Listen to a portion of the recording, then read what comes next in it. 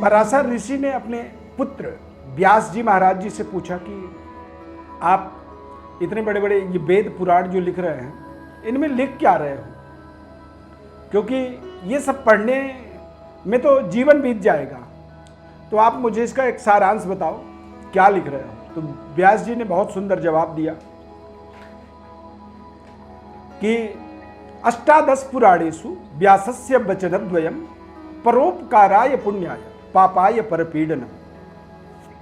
व्यास जी ने बताया कि इसमें दो ही बात है, परोपकार से बड़ा इस संसार में कोई पुण्य नहीं है, और पापाय परपीडनम, यानी कि दूसरों को कष्ट देने से बड़ा कोई पाप नहीं हो सकता है। नमस्कार, जय माता दी। दिव्य रत्न ज्ञान चैनल में आपका बहुत बहुत हार्दिक स्वागत है। मिथुन राशि फल सितंबर माह 2022 जन्म राशि के आधार पर आपको ये पूरी राशि फल बताएंगे। शनिदेव का वक्री प्रभाव के कारण से आपके जीवन में पुनः एक बार ढैया का प्रभाव चल रहा है। इस समय में सितंबर माह के अंदर पूरे ढैया का प्रभाव बना रहेगा। गोचर ग्रहों के आधार पर अपने जन्म राशि का संपूर्ण विश्लेषण आपके लिए समझना जरूरी है, और जब आप अपने जन्म राशि को समझते हैं तो आपको उसका सीधा सीधा एक सकारात्मक लाभ मिलता है। यहां पर सबसे महत्वपूर्ण बात देखी जाए, सेहत स्वास्थ्य की बात की जाए, तो निश्चित रूप से आप मिथुन राशि के स्वामी बुध ग्रह कन्या राशि में गोचर करेंगे, और कन्या राशि में बुध के गोचर का मतलब होता है उच्च स्तरीय, यानी कि आप स्वस्थ रहेंगे, तंदुरुस्त रहेंगे, स्वास्थ्य वाइज किसी भी तरह की कोई दिक्कत नहीं होगी। कुछ एलर्जी और इन्फेक्शन से बचना होगा, स्किन एलर्जी, थोड़ी सी अपनी बातचीत के तौर तरीके से भी आपको कई बार हरासमेंट होगा, तनाव होगा, यानी कि वाणी में भी थोड़ी सी संयम रखना आपके लिए बहुत जरूरी है। विद्यार्थियों की बात करें, बच्चों की बात करें, तो केतु का प्रभाव बना हुआ है, और केतु के प्रभाव के कारण कई बार व्यक्ति दिमाग से नहीं दिल से सोचने लगता है, और जब बच्चा कोई स्टूडेंट अपने दिमाग का प्रयोग न करे, अपने दिल का प्रयोग करे, तो कई बार वो वहाँ पर कमज़ोर हो जाता है। तो आपको अपनी इंटेलिजेंसी को जागृत करने के लिए, अपने वास्तविकता को समझने के लिए अपने विषय वस्तु को बारीकी से अध्ययन करना चाहिए इस समय में, और अपनी ध्यान को, कंसंट्रेशन को बनाए रखना आपका परम कर्तव्य होता है। आप अपने जीवन में तपस्या की तरह अपने अध्ययन कार्य को पूरा करें। थोड़ी सी डिजिटल चीज़ों से दूर रहें, केवल अपने विषय वस्तु को, अपने टारगेट को, अपने कंपटीशन को, अपने प्रतियोगिता को अपने समझना आपके लिए बहुत जरूरी है, और यदि आप इन चीज़ों का ध्यान रखेंगे तभी आप सफल हो पाएंगे। अन्यथा समय आपके लिए थोड़ा सा आपको भटका सकता है। कारोबार व्यापार के दृष्टिकोण से देखा जाए तो बृहस्पति दशम भाव में मीन राशि में वक्री प्रभाव, वक्रगत अवस्था में चल रहे हैं। ये आपके जीवन में पंच महापुरुष राजयोग का निर्माण कर रहे हैं। शनिदेव का अष्टम भाव में गोचर होने का मतलब होता है कि ढैया भाग्येश होकर के अष्टम में जब जाते हैं, तो कई बार ऐसे में हमने देखा है कि व्यक्ति बड़े बड़े पदों से जो है ना नीचे आ जाता है। लेकिन ये वक्रगत अवस्था के कारण से शनिदेव वक्री चल रहे हैं, और इस वजह से ही आपके जीवन में शनि के ढैया का प्रभाव बना है। बहुत जल्दी ही आप अपने जीवन में ढैया से मुक्त हो जाएंगे।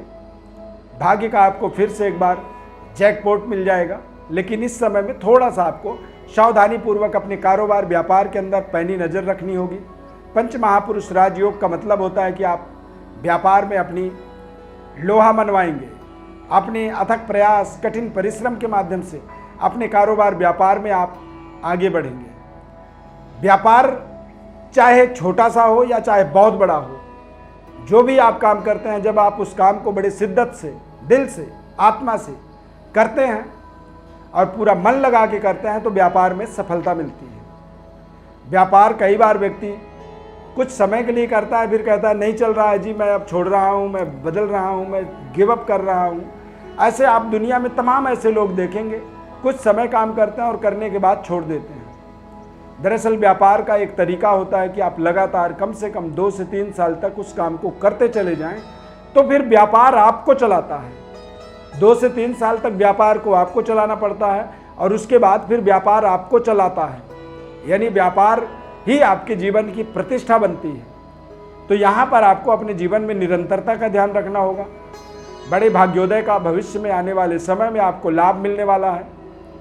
शनिदेव का गोचर प्रभाव के कारण से यदि ढैया बन रहा है, ढैया का योग बन रहा है, तो इस योग या दोष के कारण से आपका कोई नुकसान नहीं हो सकता है। लेकिन आप अपने अंदर संकल्पित रहें, दृढ़ संकल्प शक्ति के साथ निरंतर लगे रहें, बारंबार संघर्ष को स्वीकार करें, अपने स्ट्रगल को, अपने कठिन परिश्रम को यहाँ पर यदि निरंतरता के भाव से करते चले जाएंगे तो आपको एक बड़ी सफलता भी आपके फ्यूचर में, आपके भविष्य में आपको मिलेगा, जो आपके जीवन के अंदर आपके सफलता का एक रहस्य बनेगा। कारोबार व्यापार में यदि आप खान पान की चीज़ों से जुड़े हुए हैं, शिक्षा, एजुकेशन, टीचर हैं, आप स्कूल चलाते हैं, इंस्टीट्यूशनल कोचिंग का काम करते हैं, कोचिंग चलाते हैं, तो ऐसे तमाम कारोबार व्यापार में आपको बड़ी सफलता के लिए बृहस्पति का एक शानदार प्रभाव बना हुआ है। सितंबर महीने में आप भूमि, भवन, वाहन के क्रय विक्रय से संबंधित कुछ बड़े निर्णय कर सकते हैं। रिलेशनशिप के अंदर देखा जाए, पति पत्नी के आपसी रिलेशन भी आपके बेहतर रहेंगे। और अविवाहित हैं तो विवाह से संबंधित आपके जीवन में कुछ बड़े निर्णय करने का ये समय है। गुरु दिग्बली होते हैं तो हमें अच्छे परिवार की हमारे जीवन में स्थापना होती है, अच्छे संतान की प्राप्ति का योग बनता है और चिरकाल संरक्षित धन, समृद्धि, ऐश्वर्य की प्राप्ति होती है।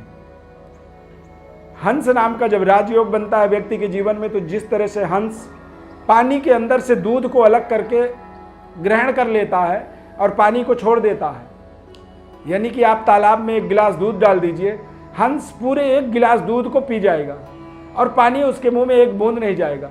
ये हंस की एक क्वालिटी है, एबिलिटी है।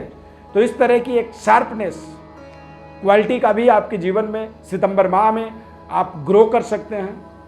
अपनी सुपीरियरिटी से, अपने एबिलिटी से आप अपने आसपास के लोगों के अंदर अपनी नए तरीके की पद प्रतिष्ठा को स्थापित कर सकते हैं। ढैया का प्रभाव बना जरूर है, लेकिन ढैया से आपको कोई बहुत बड़ा नुकसान या बहुत बड़ी कोई साइड इफेक्ट नहीं हो सकता है। बस कई बार हम जानबूझ करके गलत रास्तों में ही जब जाते हैं और फिर उस समय हम ढैया को दोष देते हैं कि हमारा तो ढैया था, हम गलत हो गया, हमारे साथ ये हो गया, वो हो गया। तो यहाँ पर आप अपने नकारात्मकता से अपने आप को बचाएं, सकारात्मक चीज़ों पर आगे बढ़ें। जब सकारात्मक रहेंगे, हंस नाम का पंच महापुरुष राजयोग आपके जीवन में बना हुआ है, ऐसे समय में आप अपने जीवन के एक सर्वश्रेष्ठ स्तर, सर्वश्रेष्ठ पद, प्रतिष्ठा और पराक्रम के पराकाष्ठा को अपने जीवन में प्राप्त कर सकते हैं। आपके अंदर प्रबल इच्छा शक्ति होती है, आपकी वाणी में एक बेहद मधुरता होती है, आप लोकप्रिय हो सकते हैं अपने वाणी के द्वारा। अब वाणी का सदुपयोग करने के लिए आपको बहुत ही सोच समझ करके संतुलित बात करनी चाहिए। कई बार मिथुन राशि के जातक ज़्यादा बात करते हैं, बोलते ही रहते हैं, सामने वाला चाहे उसे सुन रहा हो, ना सुन रहा हो, इम्प्रेस हो रहा हो, ना हो रहा हो, चाहे वो इरिटेट हो रहा हो, उन्हें तो केवल बात करनी है। तो कई बार हमारा वाणी हमारे जीवन में हमारी जो तर्क शक्ति होती है वो यदि ठीक हो, सकारात्मक हो, तो उस तर्क शक्ति के माध्यम से ही हमें धीरे धीरे हमारे आसपास हमारी प्रतिष्ठा बढ़नी शुरू होती है। लेकिन तर्क शक्ति यदि हमारी ठीक नहीं है, हमारी वाणी में कमी है, हमारे वाणी में दोष है, तो वाणी दोष के कारण कई बार अच्छे भले कारोबार, व्यापार, नौकरी से व्यक्ति अलग हो जाता है, वंचित हो जाता है, अपने पद से नीचे चला जाता है। तो वाणी का सदुपयोग करना, मिथुन राशि के जातक बेहद बुद्धिमान होते हैं और हंसमुख होते हैं। अपनी किसी भी बात को वो हंसते हुए कहना भी पसंद करते हैं और हंसते हुए सुनना भी पसंद करते हैं। बेहतर तरीके से वो अपने जीवन की एक्टिविटी को, अपनी प्रेजेंटेशन को, अपने व्यवहार को, अपने व्यवस्था को वो संचालित करने में अन्य राशियों की अपेक्षा ज़्यादा बुद्धिमान होते हैं। मिथुन राशि वाले जातकों के लिए इस समय अवधि में थोड़े से रिलेशनशिप को अपने बेहतर बनाए रखना होगा।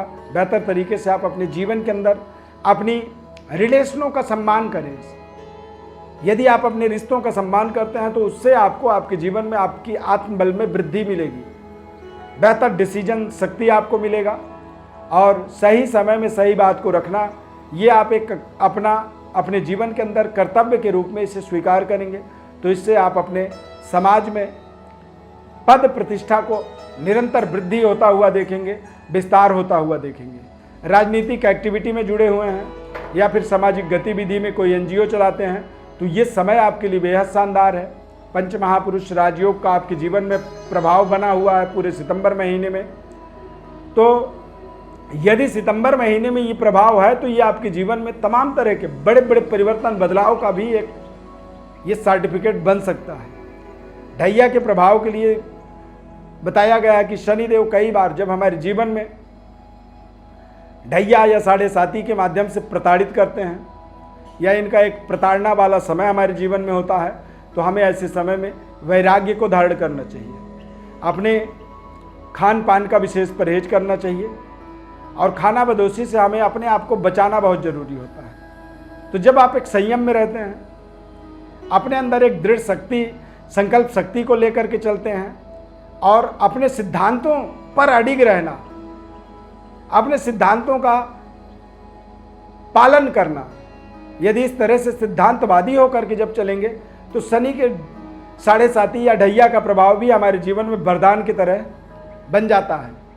तमाम समस्याओं के बाद हमने अपने 30 साल 35 साल के एस्ट्रोलॉजी करियर के अंदर हमने कई ऐसे व्यक्तियों को देखा है कि साढ़े साती में एक सामान्य व्यक्ति से वो खास व्यक्ति तक बने हैं।